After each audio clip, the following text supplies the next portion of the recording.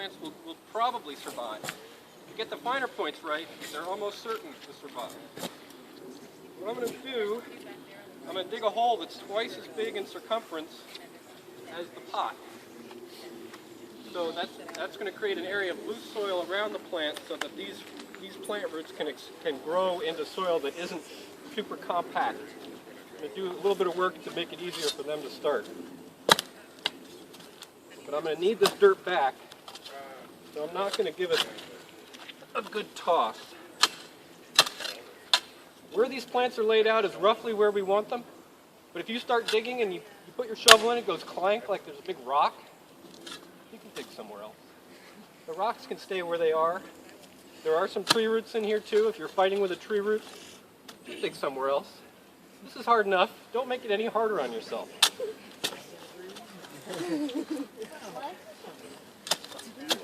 So here's my hole. Can you come over here? We have a volunteer. So this is how deep the dirt is. Is this hole about right? Too deep or not deep enough? So this is where the soil is. This is where the dirt is. Does that look about right? Okay, good. So do you want to help me push some of this dirt back into the hole? You're going to score the root ball? Eric, I got a thing I always do. It may be superstitious behavior, but Go for it. let me show you. I would break up the ball a little Soften bit. the root a Yeah, little bit? loosen up the roots. Sometimes if these plants have been in the pot for too Yeah, long, you'll that's it. see Yeah. a bunch of roots wound around. That's not the case here, but we're going to loosen up the soil a little bit anyway to encourage the roots to expand into the dirt that we're making available for them. So we're going to fill in the hole. You want to try to make sure the dirt completely fills in the hole, because if there are big pockets of air in there, the water will sit there and that water can rot the roots. So you just want to break up the dirt a little bit, fill that hole in completely. There's always some extra dirt because we put a volume in there. Don't worry that there's too much. And there, one plant planted. Nice job. Now, Mulch. now next step. 2 buckets of mulch per plant.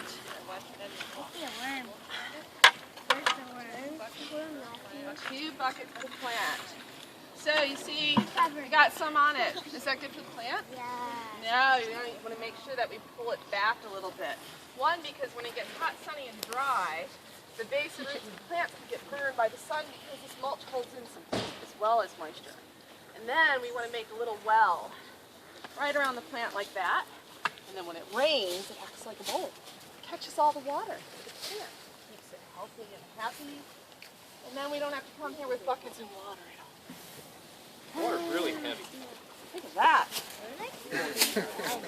Yeah, that's it.